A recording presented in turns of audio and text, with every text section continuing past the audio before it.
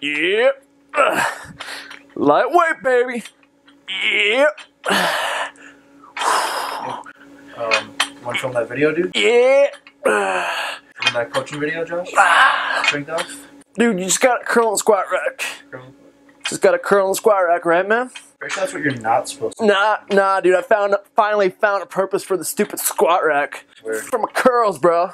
Okay. You know, I'm just trying to set up like some online coaching. You know, I'm just trying to start up a business. You know, because I've been lifting for a year, and making some pretty good gains. So just doing some coaching for powerlifting, and macro coaching and stuff. Just messing with you guys. What's going on YouTube? Josh here checking in, and I wanted to make a video today about online coaches. Everybody and their mother these days is a damn online coach. You go on Instagram, you search fitness, pretty much everybody who pops up, they're a coach. But not everybody can actually be a coach, right? There are some qualifications to being a coach. Now, unfortunately, there aren't really very many official qualifications, so how do you know if the person you're hiring is legit, right? Because just because you're strong, let's say, does not mean that you're qualified to be a powerlifting coach. I see these 19, 20-year-old kids who've been lifting for a year or two, their whole lives, have no background in exercise science, they know nothing about programming, and now they're a coach just because they have a good total, something like that, right? You see these guys, girls who are lean. Maybe they did a few photo shoots, and now they're a diet coach, right? They got you covered. They got a six-pack, so can you, right? Nonetheless, I kind of want to talk about just the coaching aspect and what to look for in a good coach, right? So, a few things. One, your coach needs to be an athlete themselves. That's not to say that a good coach has to be a great lifter or have a great physique.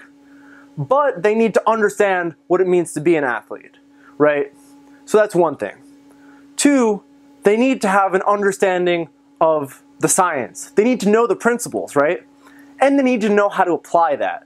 Because the reality is you can't just, go online and look at the studies and be like, oh yeah, this many reps is better than this many, and you should do it like this. It's a combination, right? You need to have somebody who has a background in that kind of stuff. And on that note, one of the important things is biomechanics and human movement and, how people are supposed to move, understanding your functional anatomy, so to speak.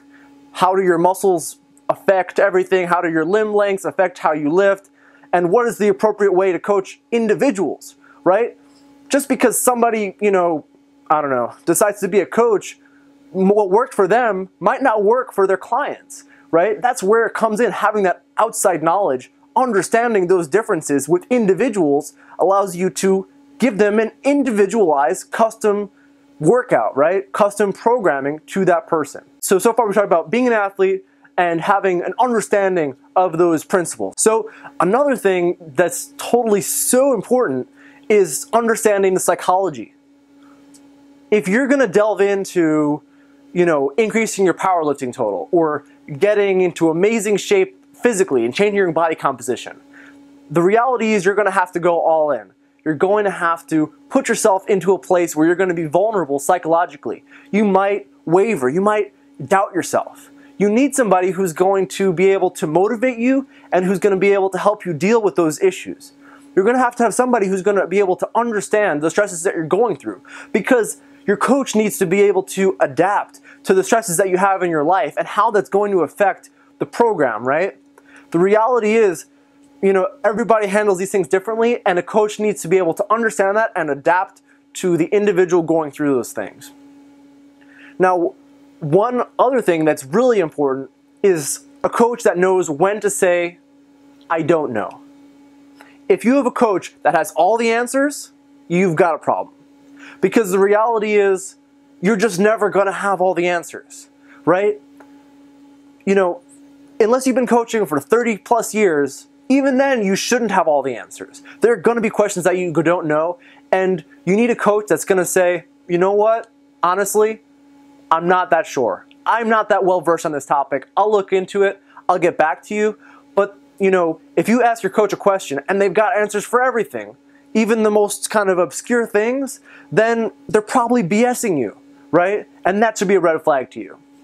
Now, one final thing that I want to talk about is, you know, just understanding that they have experience coaching athletes, right? Are you their first client?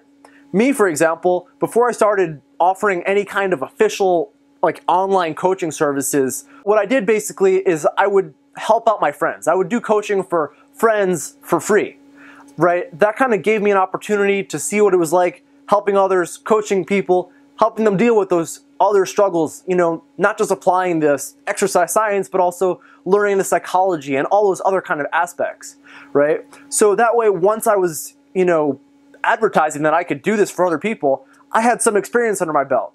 I had coached a pretty good handful of athletes, variety of age ranges, from, you know, young, healthy teenagers to people that are 60 plus with medical conditions, right? You know, that way I had this experience under my belt and I felt comfortable coaching other people. It wasn't the first time I was ever getting into the situation.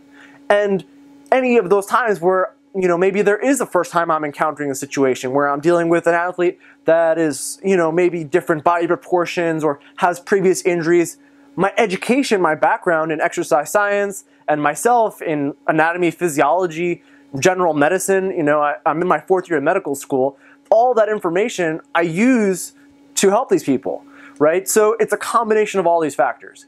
So basically, those are the big things that you want to look for in a coach. You want to look for a coach that is an athlete themselves. They don't need to be a super strong person. They don't need to be in the best shape, but they need to understand what it means to be an athlete. You need somebody who has an understanding in the science, hopefully has some kind of a certification. Myself, I have the Certified Strength and Conditioning Specialist, CSCS, through the National Strength and Conditioning Association, and that's a very highly sought after coaching certification. Most folks only get that after a 4-year exercise science degree.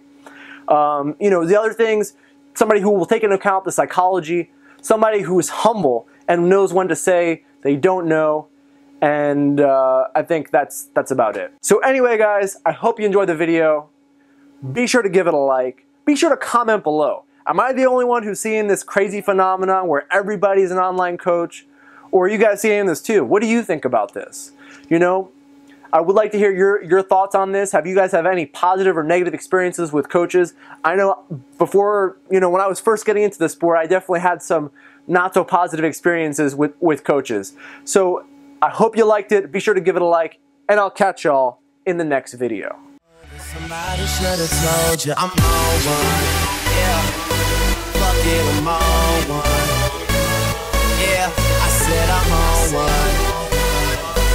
Fuck it, I'm on one. Somebody should have told you I'm on one.